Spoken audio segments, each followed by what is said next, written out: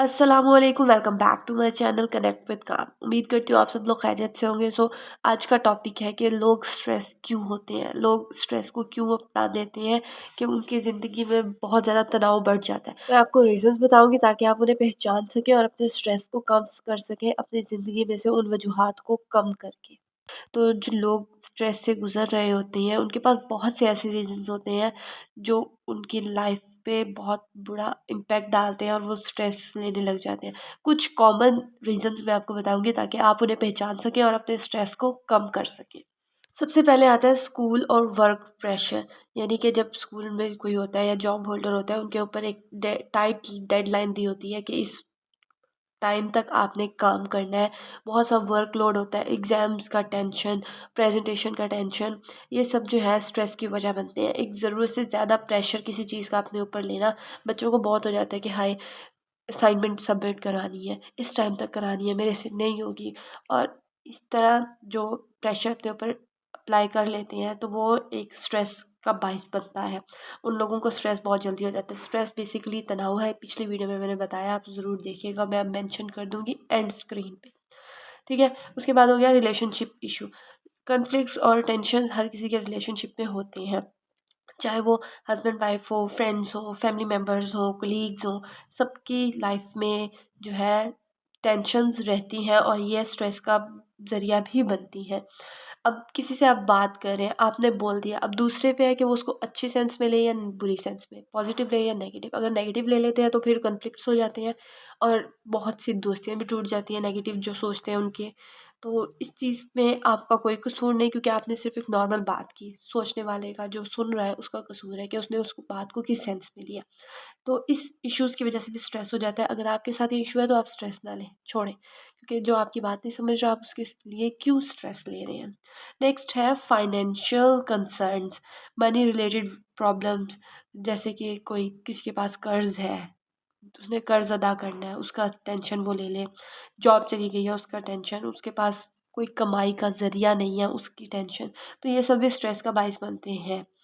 तो इसके अलावा मेजर लाइफ चेंजेस हो गए, जैसे कि कोई लाइफ में चेंजिंग आ गई है, एक जगह से दूसरी जगह जाना है, उस बात की इंसान टेंशन ले लेता है, हाय पता नहीं क्या होगा, कैसा शहर होगा, इर्द गिर्द कैसे लोग होंगे।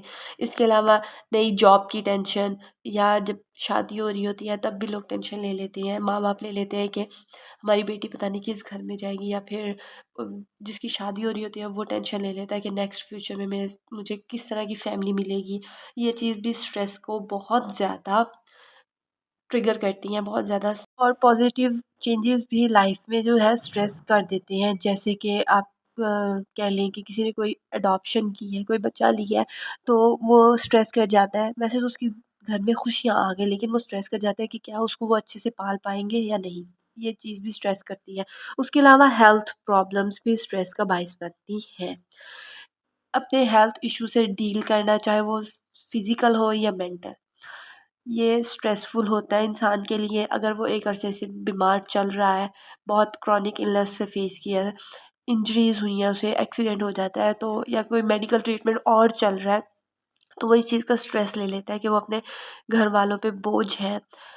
और इस तरह की चीज़ें उसे स्ट्रेस में डाल देती हैं। एक वो इंसान पहले से बीमार होता है, दूसरा स्ट्रेस हो जाता है। तो अगर आपको अब तक ये वीडियो इन्फॉर्मेटिव लगी है तो इसको लाइक ज़रूर करिएगा, और चैनल को अगर अब तक सब्सक्राइब नहीं किया तो लाजमी करिएगा।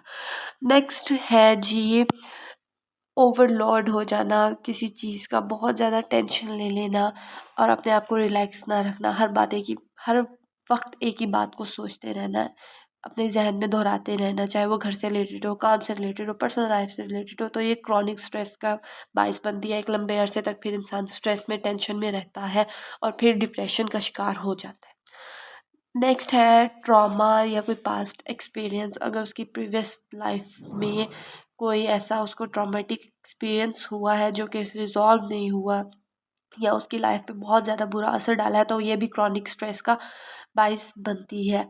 PTSD, post traumatic stress disorder, जो है बहुत से लोगों में पाया जाता है, जो कि स्ट्रेस को एक क्रॉनिक स्ट्रेस का बायस होता है और ये एक इंसान को ना उस ट्रॉमा से निकलने नहीं देता।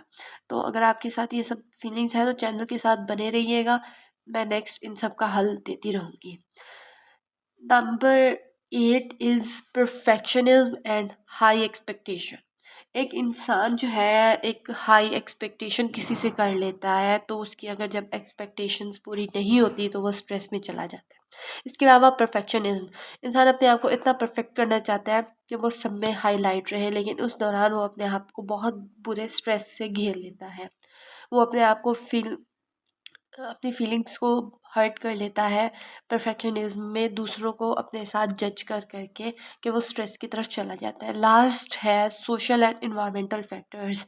सोशल आइसोलेशन, अपने आप को दूसरे लोगों से पीछे रखना, और इन्वायरमेंटल पोल्यूशन जैसे कह लें, वो भी स्ट्रेस का बायस बनती है। एक इंसान अगर बीमार रहता है इन्वायरमेंटल पोल्यूशन की वजह से, तो वो स्ट्रेस में चला जाता है। उसके अलावा ऐसी सिचुएशंस में रहना, अनस्टेबल कंडीशंस में रहना भी स्ट्रेस का बायस बनता है। तो अगर एक इंसान को सोशल सपोर्ट नहीं है और वो बाहर की कंडीशन से भी बहुत ज़्यादा उखड़ा हुआ है, परेशान है, तो ये उसके मेंटल और इमोशनल हेल्थ और वेलबींग को डिस्टर्ब करता है। तो ये थे कुछ चीज़ें जो इंसान को स्ट्रेस का बायस बनती हैं। इसके अलावा बहुत सी चीज़ें हैं, लाइफ सर्कमस्टांसेस, इंसान की ज़िंदगी में कुछ ऐसे हालात चल रहे होते हैं जिससे वो स्ट्रेस हो जाता है। तो अगर आप में को इनमें से किसी वजह से स्ट्रेस होता है, स्ट्रेस बेसिकली तनाव है। अगर आपने लास्ट वीडियो नहीं देखी, लास्ट में देखिएगा। स्ट्रेस बेसिकली तनाव है, तो अगर आपको ये सब फील होता है तो चैनल को सब्सक्राइब कर लें, क्योंकि नेक्स्ट मैं इसके हल बताने वाली हूँ नेक्स्ट वीडियोस में। तो अपना ख्याल रखें और इस वीडियो को ऐसे लोगों के साथ ज़रूर शेयर करें जिनको स्ट्रेस होता है। अल्लाह हाफिज़।